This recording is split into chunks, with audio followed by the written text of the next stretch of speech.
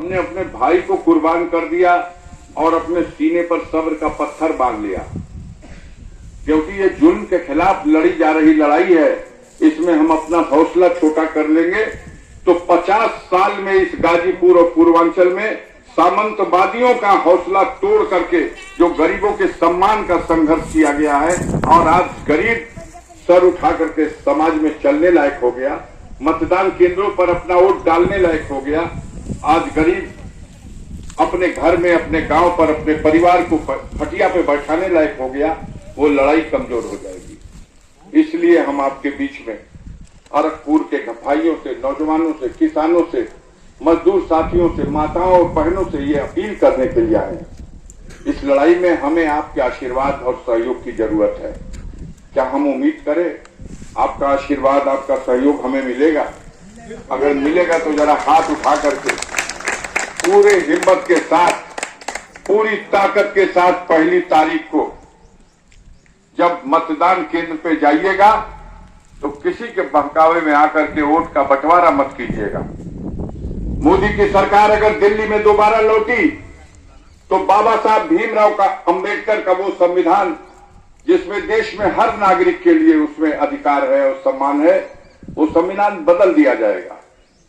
संविधान को बचाने के लिए और भारत में लोकतंत्र को बचाने के लिए एक ही रास्ता है और दिल्ली में मोदी की सरकार को हटाना है। और दिल्ली में मोदी की सरकार को हटाने के लिए जो मोर्चा गठित हुआ है विपक्षी पार्टियों का, उस मोर्चे से उत्तर प्रदेश में समाजवादी पार्टी ने गाजीपुर की सीट पर हमको अपना कैंडिडेट बनाया है।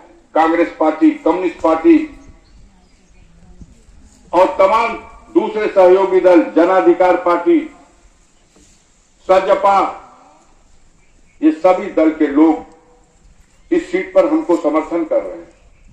भारतीय जनता पार्टी के लोग चाहते हैं गरीबों का वोट का बंटवारा हो, लेकिन गरीबों को सोचना पड़ेगा कि वोट का बंटवारा मत कीजिए।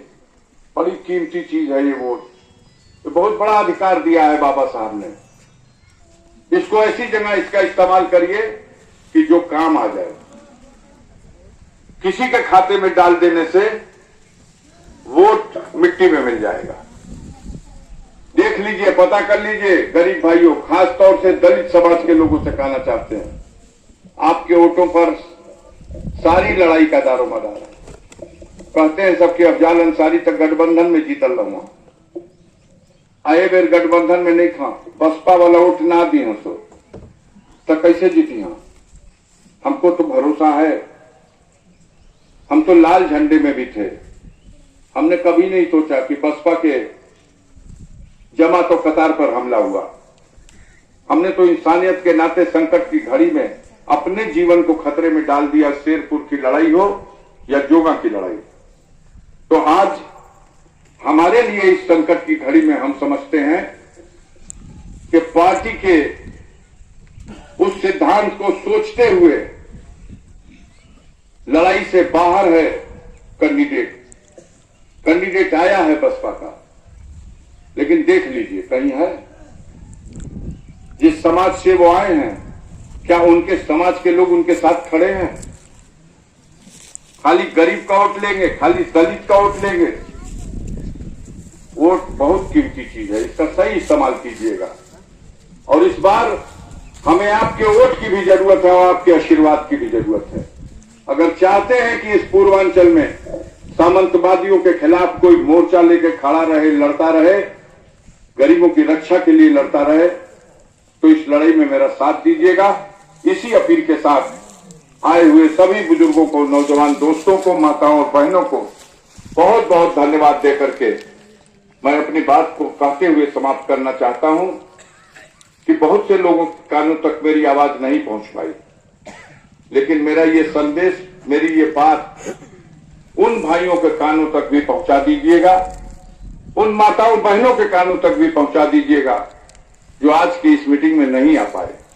अपने गांव में, अपने खेत में, अपने खलिहान में, अपने अगल बगल, अपने हेली मेली को, रिश्ते नाते में, अपने संबंधियों को इस बार गाजीपुर की लड़ाई में समाजवादी पार्टी के साइकिल वाला निशान दबाकर, निशान बटन दबाकर इतना छोड़ के एकजुट होकर के ये वोट पड़े कि भारतीय जनता पार्टी और मोदी की जमात से जो आदमी खड़ा है उसकी जमानत जब्त हो जाए, ताकि गाजीपुर में एक नया इतिहास बने। इस बात का हौसला दीजिएगा इस फैसले से कि मोदी और जोगी को यह एहसास हो जाए कि बुलडोजर की ताकत पर अगर जुल्म और अन्याय किया जाएगा तो गाजीपुर का, पूर्वांचल का गरीब एकजुट होकर के खड़ा हो जाएगा और अन्याय जिसके साथ हो रहा है उसके पाथ में खड़े होकर के तुम्हारे बुलडोजर का सूंड तोड़ देने का काम करेगा।